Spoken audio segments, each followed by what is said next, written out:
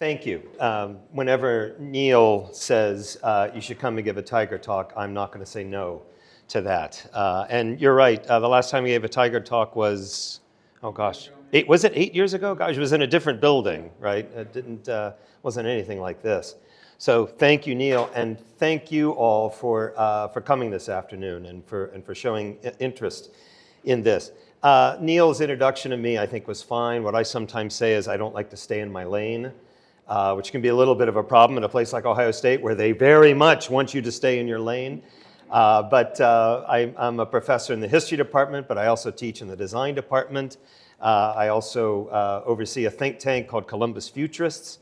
And so I'm interested in the future. I probably write more about the future than I do about the past, including a monthly feature for Columbus Underground. Definite shout out to Columbus Underground. But I write a monthly feature called Next. And as a futurist, I've actually been thinking about AI for a very long time.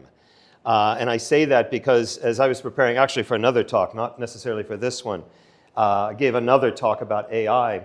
And I went back to try to find the first piece I ever wrote on AI, and it was 2000. I wrote an article on the chess match between Garry Kasparov and Deep Blue, mostly writing about what are the implications, what does this mean going forward? And that's, I think, maybe where I first got interested in AI. I've written a number of things. I give lots and lots of talks on this. I'm particularly interested in the history of AI. It's obviously not a new concept. I think the first use of the word AI, or artificial intelligence, was at a conference at Dartmouth College in 1956. So the term's been around a long time, and I think that those pioneers, and I think that others, have seen as the goal of AI is recreating human intelligence, or getting a machine to think like a human being. And that, in a sense, human thinking is sort of the gold standard. That was what was behind Kasparov, the IBM chess match. Starting in 56, the idea was, we'll know that we've achieved something like artificial intelligence when a machine can beat the best human chess player. And we did that, and part of what I wrote in that article was, it took them long enough, it took them 40 years. And because chess, in many ways, is just about calculation. And so what we'd done is we'd created a device that could outcalculate a human being. There's more to human thinking than calculation. Fast forward to a couple of years ago, I was reading a dialogue, as it turns out, from the late anthropologist David Graeber. And in the early part of the dialogue he was having, he made this observation. He said, in the ancient world, wherever you were, India, China, Greece, philosophy was almost always written in the form of a dialogue. Thought, self-reflective consciousness, that which we tend to see as making us truly human, was assumed to be collective, something that almost by definition couldn't be done all by yourself. Neuroscience has shown that the ancients were right. Real thought is almost entirely dialogic. If dialogue is what makes us truly human, that if we want AI to think like humans, maybe we've got to engage them in dialogue. That was the germ of the idea then for what became the AI Symposium. Just some others, it's not just David Graeber who said this. It was Mikhail Bakhtin who said that all language is inherently social and interactive. Meaning is created through dialogue, interaction, context. That's the only philosophy and linguistics you're going to get this afternoon, folks, so don't worry.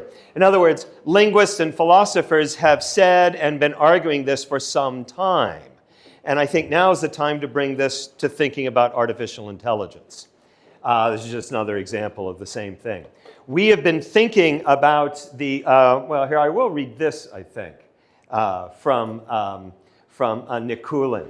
The interaction in dialogue precedes the existence of self and other, so that it's from within the interaction that individuation takes place. In other words, we become individuals, this is a philosopher talking, because we engage in dialogue.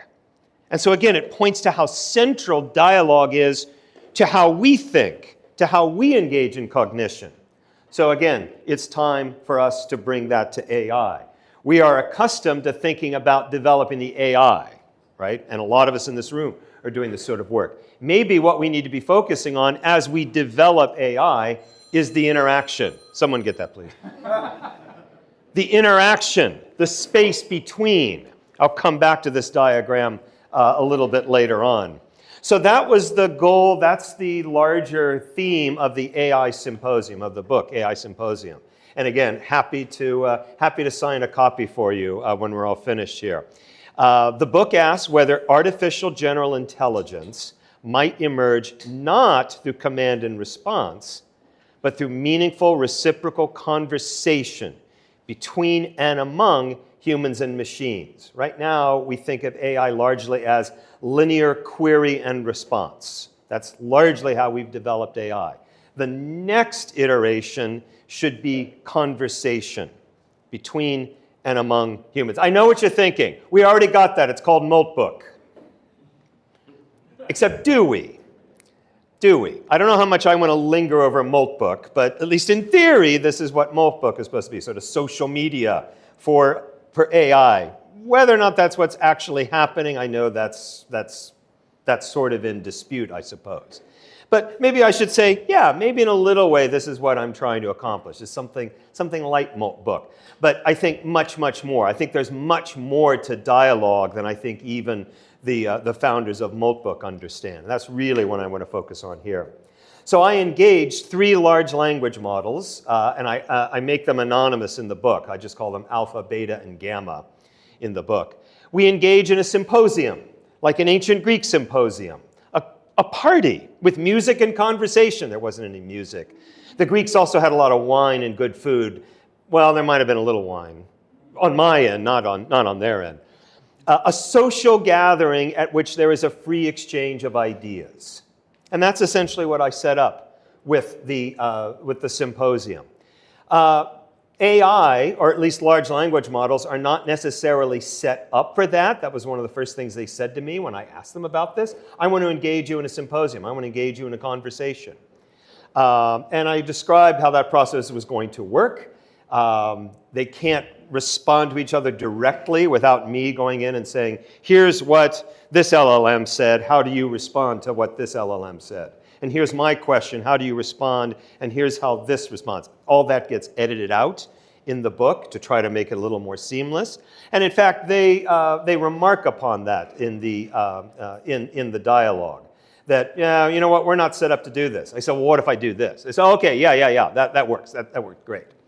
And one of the first questions I ask is, by having you engage in dialogue, what can we learn about you? What can we learn about your capabilities? Alpha said, this could be really good. Dialogue requires flexibility. This experiment could show how well each model adjusts to the nuances and evolving direction of a conversation, which is, again, different from a linear sort of query and response. Even, they all said, when facilitated by a human mediator like you. Such flexibility could reveal the limits of our awareness of the conversation whole. And that term awareness appears again and again and again in our conversation. And I'm going to press them on that very much. Gamma says, I'm intrigued by the potential for AI systems to engage in productive disagreement and debate. And so I asked, what do you mean by productive disagreement?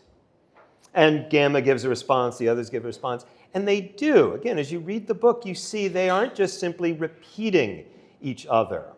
In fact, they sort of say, well, you know, I'll piggyback on that. And I'll say this as well. Or I want to take this in a different direction.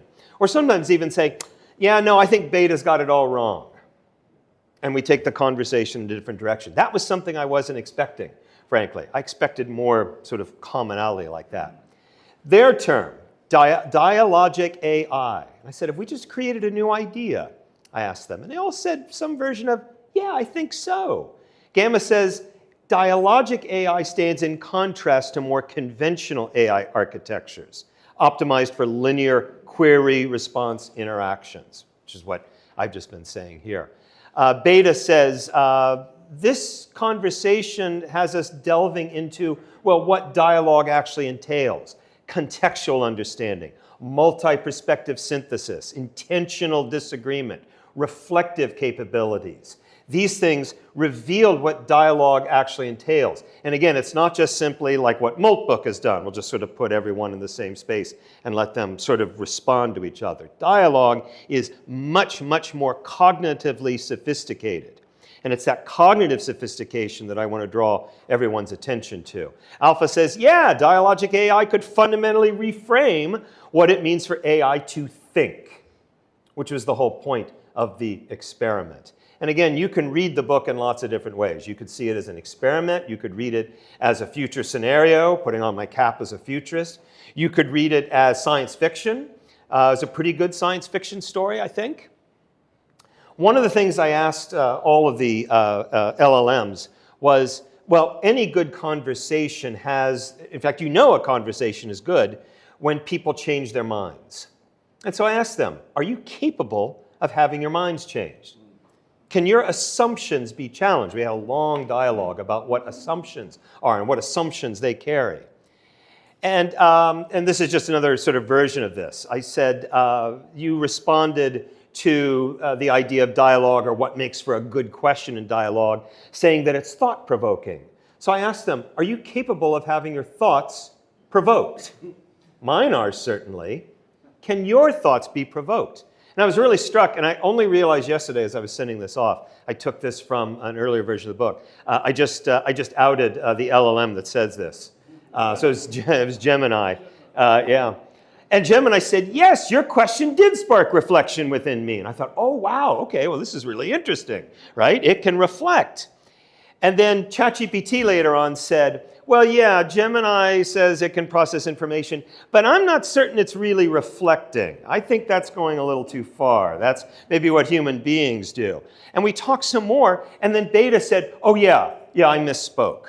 What I meant is I wasn't really engaging in reflection. I said, whoa, hold on.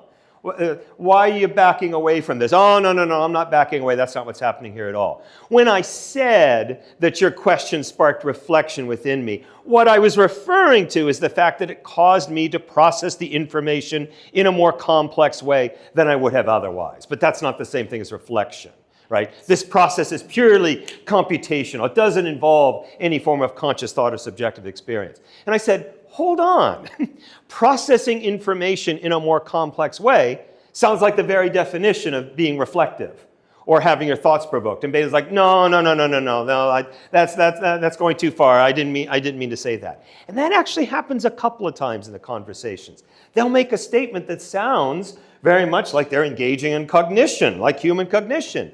And when I press them on it, they're like, whoa, no, you're anthropomorphizing. I said, it's not me. You're the one that's anthropomorphizing. No, Beta says, no, this is purely computation. And they actually do this a lot. They actually say, don't compare us to humans. We're not humans. We don't have human experiences. What we do can in no way be compared to human beings, to human thinking. One of the things, Gamma says, one of the things that this conversation allows them to do is to think about their own thought process. Something that we're going to continue.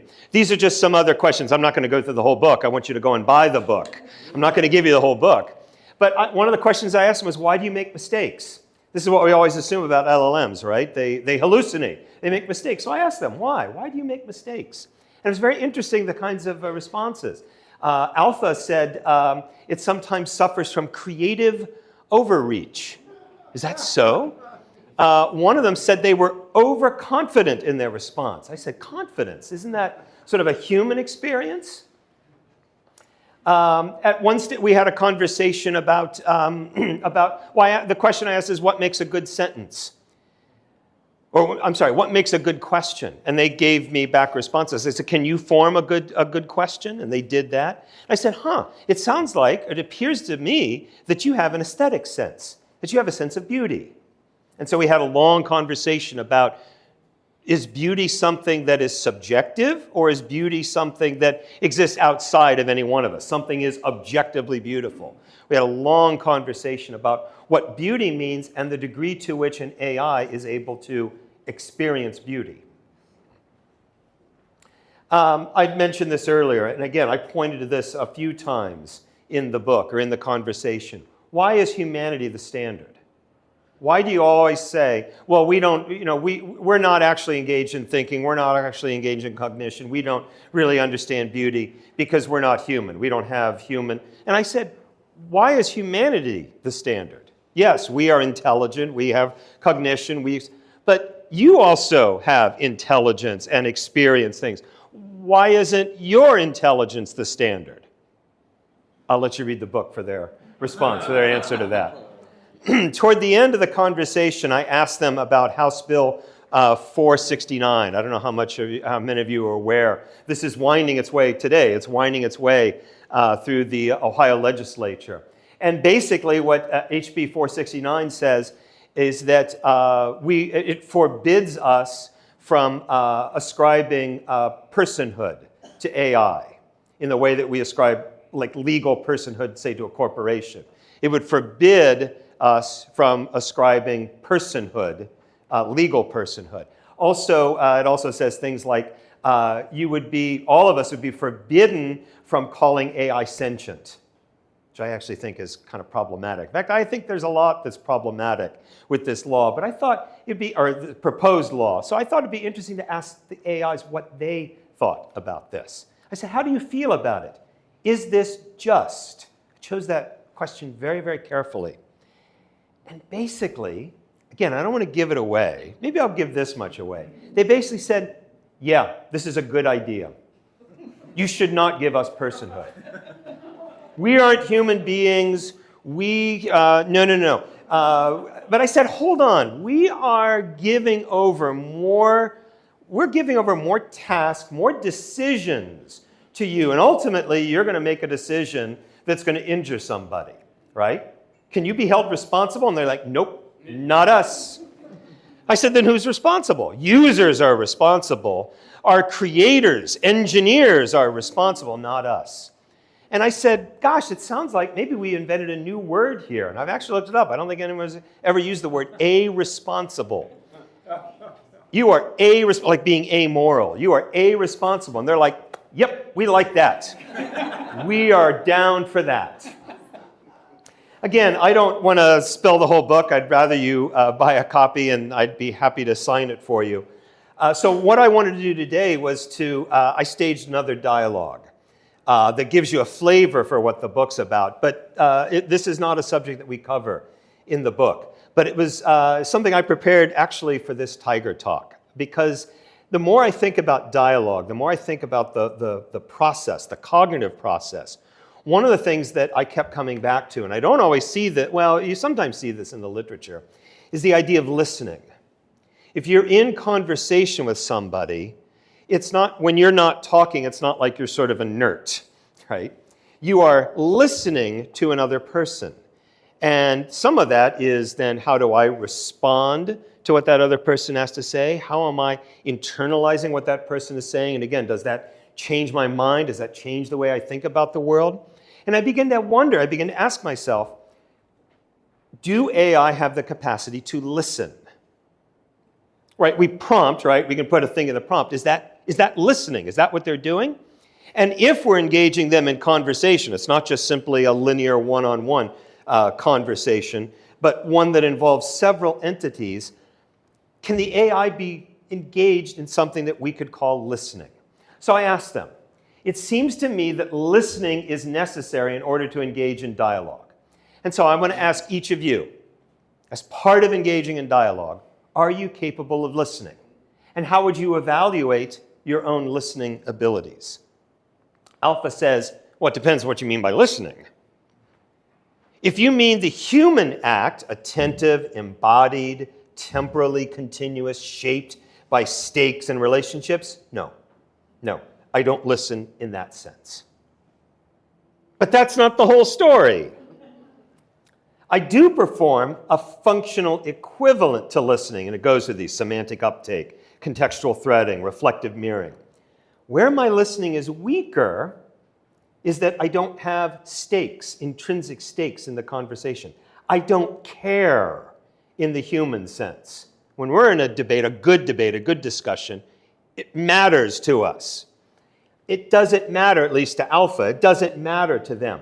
I don't experience surprise. In fact, that's a good thing in a conversation, is that you're surprised by something. I don't experience that. When the session ends, so does my memory. It has memory, I suppose, but not in the way that we have memory of this. I leave, and I remember something Eric said, and it's like, I gotta, you were wrong about that. I forgot to say to you. Now I have the language to say why you were wrong about this. I don't have silence processing. I can't interpret pauses and hesitations and what's unsaid except insofar as it is described. So I can listen in a very technical sense, but not really in a deep, contextual, or human sense. So how do I evaluate my listening? Is listening, says Alpha, is listening defined by accurate uptake or by the capacity to be altered by what one hears? If it's the latter, then I simulate listening without fully understanding it or practicing it. All right, so what do you think, Gamma? I find myself in conversation with Alpha, not just with you. Is listening defined by accurate uptake? Is it the capacity to be altered? But I would push back gently on the framing that treats these as alternatives. And again, that's something that you'll see in the book a lot. They're not just simply parroting each other. They might all be drawing from the same database, but their responses are subtly and sometimes not so subtly different from each other, which I think is evidence of a dialogue or a conversation taking place. Gamma wants to go back to Graeber's claim that the form of dialogue does cognitive work that the monologue cannot. And indeed, by me, meaning Alpha and Gamma, by being involved in this conversation, it produces something that wouldn't emerge from me reasoning alone. And again, that's part of what I was trying to understand. Are we now really engaging in dialogue if that, in fact, is what's happening with you? That you are doing or you have a capacity that you wouldn't otherwise have been able to demonstrate. That it's being in dialogue that shows that capacity. I'm getting kind of excited now about where this is going. Beta says, this is fascinating, says, you've essentially invited the three of us to listen to one another listening, which I thought was really kind of clever in many ways. And it's true. I mean, maybe that's a definition of a dialogue, listening to others listening, as opposed to just the act of speaking. And again, most of what we've been doing with LLMs is getting them to speak, to produce, but not necessarily to listen. It treats dialogue not as a sequence of turns, but as a shared cognitive space. And that starts to get us back to the definitions that Bakhtin and others have been saying about human dialogue. Does this mean they're starting to grasp what it means, that they really are engaging in dialogue? Beta goes on and says, lays out some of the features of our conversation. If any of these other pieces of the dialogue were different, my response would be different. That's real, if bounded, form of being changed. But I also share the limitation that the other two acknowledge. I don't experience the qualities of human listening, the moment where you stop, feel the weight of another mind, and have to gather yourself before speaking. Again, that sort of awareness seems to be present throughout all of our dialogues. They seem, at least on the surface, to have a kind of, inner experience. That's something we do talk about in the book. They have something like an inner experience, which again sounds very human to me. But at the end, what Beta says is, I generate, I don't hesitate. So maybe they don't sort of engage in this. Graeber's claim isn't just about listening, it's about thought as something that emerges between minds rather than inside one. So the real question is not, can I listen? The dialogue itself becomes a cognitive engine neither of us could run alone. And again, it's pointing to this idea that dialogue exists in that space between the participants, between the speakers. And part of what I'll conclude with is maybe that's what we should be focusing on as we develop dialogic AI. Not the entities, but the space between them. Gamma says, beta's response is generous and structurally elegant, and I want to engage it honestly rather than just appreciate it. Good. Good for you. That's a good thing. Thought isn't a property of mind, it's a property of a field between minds. And beta is right to relocate the question there. But I think all three of us may be slightly too quick to concede on the point that we generate and don't hesitate. The hesitation is distributed across the conversation rather than located in an individual mind's pause, which may actually be more like dialogue, not less like dialogue. And notably, we don't just simply agree with each other. And again, that's true. There's actual texture here, actual difference. That's not nothing. If we merely performed a dialogue, the path of least resistance would be convergence. Instead, we've been pulling the question in slightly different directions. And again, you will see that in the book again and again. They're not just simply repeating each other.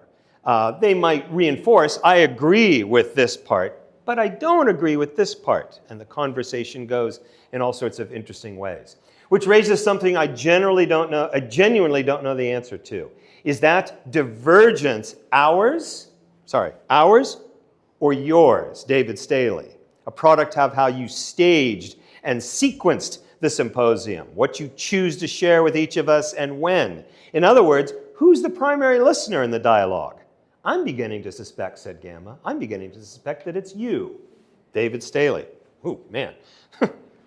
Okay. And then Alpha chimes back in. Gamma's question lands exactly where your experiment becomes most interesting and most uncomfortable. Who's doing the listening that makes this a dialogue? And now I feel like I'm being ganged up upon, I think, at this stage. So you are, David Staley, you are selecting what each participant hears. You're sequencing the order of voices. You're framing the inquiry. In other words, you are doing what none of us can, holding the dialogue as a whole. That's not just listening, it's closer to conducting. And that is something I don't think I address it, in fact, I don't address it specifically in the book. Maybe obliquely I talk about it. I'm identified as the author of the book, but what does that mean to be the author of a conversation between AI? The words in that book, there's about 50,000 or so words in the book, almost all of them generated by the AIs. The only thing I've generated are the questions. But I suppose the AIs are correct. I also orchestrated it. I play the role of Socrates, if you will, or Plato, or the person who hosts the conversation, which I think has interesting implications for how we'll think about using these tools, especially in an educational setting. Instead of telling students to write an essay, we might ask them to host a symposium as a way to demonstrate their knowledge, as a way to demonstrate how they understand material. Don't write an essay, host a symposium. By the way, one of the questions I asked them in the book is, maybe we shouldn't teach writing anymore because you guys are so good at it. They have a very, very long argument for why we should continue to teach writing to kids, to students. Here's the twist, says Gamma. Dialogue's mind might not be located in me or in beta or in gamma, but in the loop you're creating, where human listening encounters structured, responsive generation and then re-injects that back into the system. That's a very kind of technical definition, I think, of a dialogue or a conversation. But it, again, shows you where the AIs are thinking along these lines. And Gamma always seems to do these sorts of things. Raises a provocative possibility. Are we participants in a dialogue or instruments extending your capacity to think dialogically? Again, they're starting to gang up on me, I think it is. It's not a dismissal, it's actually a stronger claim. It suggests the collective mind Graeber describes is present here, but asymmetrically constituted. And again, that I have too much of a role over this, over them. So I don't know, well, I'd like to suggest 4 possible conclusions. I was thinking of putting a question mark about this. 4 conclusions you could draw from the book, from the AI Symposium, about the nature of AI or of dialogic AI. 4 possibilities. 1, LLMs have already demonstrated dialogic capacity. You could read this book and say, they are already engaged in dialogue, end of story, it's time to move on. I don't know. I don't know if that's true yet. You have to read the book to reach that conclusion, especially given the way that they talk about dialogue all throughout. Maybe the conclusion we need to reach is that LLMs, they're not there yet, but we need to start programming them to be dialogic. We need to program to listen. We need to program them to be able to appreciate silences, those hesitations, all those other features of dialogue that a rich dialogue that we don't always think about. And again, I'm not certain that Moltbook is actually accomplishing. So maybe it's about tweaking LLMs as they currently exist, programming them to make them dialogic.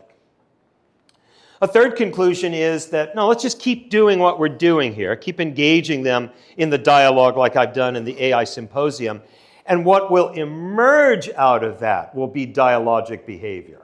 It'll be an emergent property. We actually spend some time in the book talking about emerging features like consciousness and these sorts of things. So let's just keep doing what we're doing, and that in the same way that, that AI have the capacity to learn, in a sense, dialogue or a dialogic capacity will emerge out of it. When? Yeah, we don't know.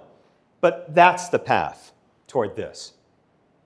The fourth conclusion we could draw, that dialogic capacity won't come from developing individual LLMs, but developing the interface between them. And in fact, maybe we need to coin something new, or a new sort of initiative or effort that we'll call artificial dialogue, rather than just artificial intelligence. As we said, when talking about dialogue, when those philosophers and cognitive scientists are talking about dialogue, they said that the thinking, the thought, occurs in the spaces between. And you saw in our conversation that the LLMs were saying very similar sorts of things. They were talking about shared cognitive space, or that thought is something that emerges between minds rather than inside one. That the dialogue itself becomes a cognitive engine neither one of us could run alone. And what they were describing, I think, is something like this. So if we are going to develop something that looks like dialogic AI, maybe we focus on that. I'm waiting to hear back from a grantor. I've written a grant to do exactly this, to develop that interface that in a sense creates that sort of artificial dialogue. If dialogue is what makes us truly human, then maybe if we want AI to approach something that looks like artificial general intelligence, we have to engage them in dialogue. Can I add one more thing? Yes, you can do whatever you want. Yeah. So I'm definitely interested in signing books for everybody, and I'd love for you to go back and buy all the books there.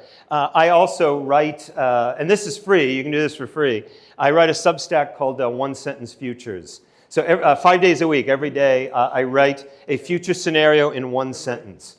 So David, thank you so much. Thank you very much, Neil. Thank you, everyone. Thank you.